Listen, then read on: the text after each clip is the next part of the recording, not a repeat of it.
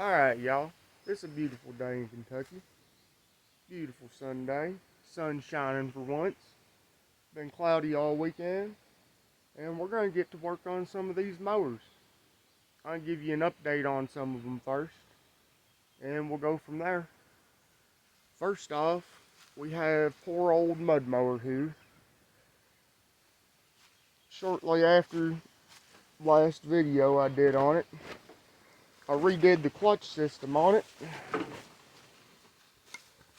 And it worked so good. The new clutch system, it's kind of hard to tell, but I bent the axle doing a third gear launch. Bent and twisted it. So it's pretty foobar. I think the transaxle itself's pretty good, but mild steel is not going to work for a solid axle in one of these. At least not mine.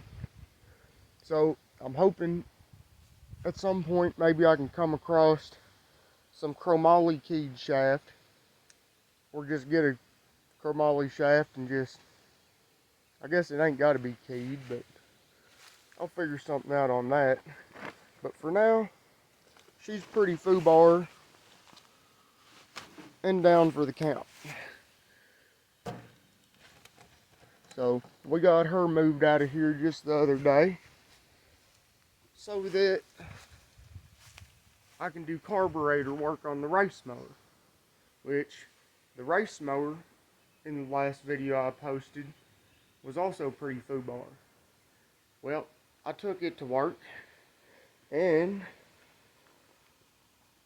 we completely rebuilt the rear half of the frame out of angle.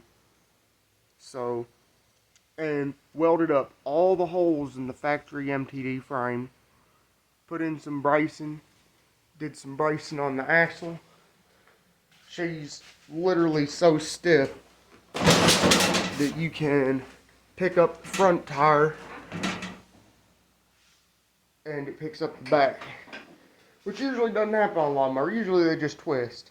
So I think we got her stiffened up pretty well. But the issue I'm having now is carburetor issues. This one's pretty wore out. I'm gonna order a rebuild kit for it. I have the intake off because I probably will still port match this to the carb, because there's literally like a 1/16, probably like that much of a lip on the between the carb and the intake.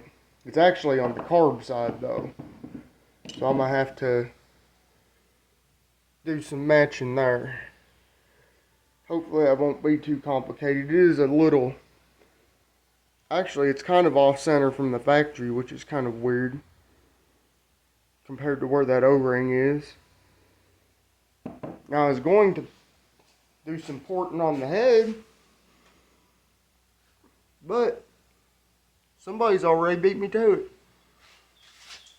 It looks like all they did was just that, just the outside. They didn't port any of the inside, which I personally don't really plan to do that either. I don't feel like tearing into this thing. It runs pretty good minus the carburetor issues. So we'll just leave all that alone.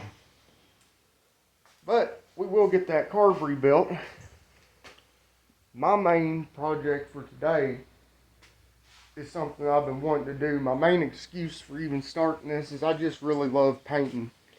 And I've been dying to work on these fiberglass panels and get this mower in the works. I've been stacking a pretty decent parts pile for it. I got what I want to use for my front suspension. I got what I want to use for my frame rails, which those are just straight up frame rails from an old go-kart that I harvested off of its carcass. Let's see, what else do we got?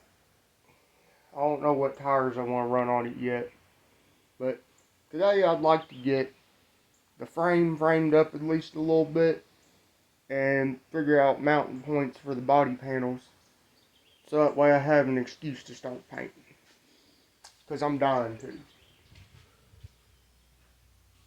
The plan is These bags of paint have literally been sitting here for, I mean, set completely separate from the rest of my paint because these are specifically for that project. Got all the primer I need and clear coat, but this is the color we're going to be going with. I really like this color. I don't know where that black came from. It is beach glass, whatever that means. But I think it'll look pretty sharp. I got somewhere in here, somewhere in here is a fiberglass repair kit because I thought somebody actually modified this mower, these panels. This is modified, but it turns out this notch right here is actually factory on this mower. I also thought that somebody made these panels for a race mower, but it turns out that these are actually a factory lawnmower, 55 Springfield if I remember correctly. And I think it'll be a pretty sharp looking mower. I love mowers that have a little bit of lean forward to the front, kind of like an old Ford truck from the 70s. You know, they got that forward lean on the grill. I feel like it makes it look really mean. So whenever I don't feel like trying to stand them up with one hand, so we will just, I had it drawn up here on the board, but the way those body panels, apparently I'm not too artistic today. So I'm gonna take a look.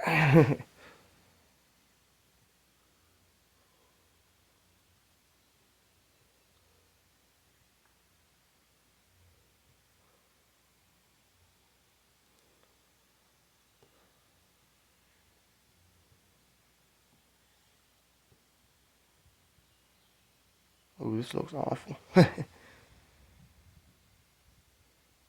should have just left the other drawing up here. But basically, the grill and hood will sit with that forward angle that I think looks really mean. Obviously, it'll look a little better than that. But you get what I'm saying. It'll look pretty good. I love these rear fenders too, nice and shallow. So if I was planning on turning this into a race mower, I could get it really low to the ground if I wanted to, being that the whole fender and seating arrangement is only 7 inches tall at the max. But like I said before, this is, well, I guess if I am going to use those, it will only be 2-wheel drive. I wanted to go more extravagant, and I wanted to make it all-wheel drive, but I need to get my hands on parts spoilers for that. So for now, I might just go ahead and frame up what I have. Maybe I'll build 2 chassis and make the body panels removable. I just switch it back and forth between chassis. Who knows?